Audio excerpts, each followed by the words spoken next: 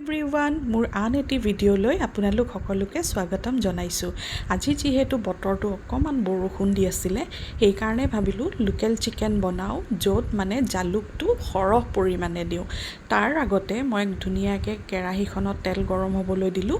তাত জলকীয়া 4-5টামান ফালি দিছোঁ, তাৰপিছত পাঁচফোৰণ দিছোঁ, সৰু চাই এটা তেজপাত দিছোঁ, পিঁয়াজ দিছোঁ। তাৰপিছত ধুনীয়াকৈ লৰাই মেলি পেলাই মই ইয়াক আকৌ আদা নহৰু খুন্দি লোৱা আদা নহৰু আছিলে সেয়াকে দিছোঁ। আৰু আচলতে মাংস যিমান ভাজে সিমানেই টেষ্ট হয় খাবলৈ, নহয়নে বাৰু? তাৰপিছত মই ইয়াত জিৰা দি দিলোঁ। জিৰা দি পেলাই আকৌ ভালকৈ লৰাই দিছোঁ। লৰাই দি পেলাই আজি আনি থৈ দিয়া লোকেল চিকেনখিনি মই কেৰাহীটোত ধুনীয়াকৈ দি পেলাই ইয়াক ধুনীয়াকৈ 5-6 মিনিটৰ কাৰণে ভাজিছোঁ। ভাজি পেলাই ইয়াতে হালধি আৰু অকণমান নিমখ দি দিলোঁ। নিমখটো আপোনালোকে সোৱাদ অনুসৰি দিব পাৰে।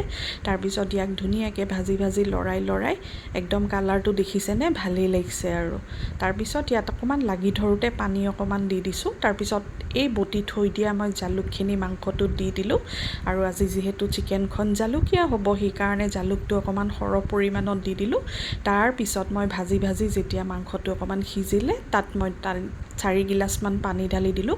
পানী ঢালি দি ইয়াক একোটল অহালৈকে মই ধুনীয়াকৈ ঢাকন মাৰি দি দিলোঁ। আৰু এইখনেই হৈছে মোৰ আজিৰ জালুকীয়া লোকেল মুৰ্গী। খাই চাওঁ বাৰু কেনেকুৱা হৈছে। এনেই খাবলৈ বেয়া হোৱা নাই, ভালেই হৈছে। ভিডিঅ'টো যদি চাই ভাল পালে তেতিয়াহ'লে লাইক, শ্বেয়াৰ এণ্ড কমেণ্ট কৰিবলৈ নাপাহৰিব।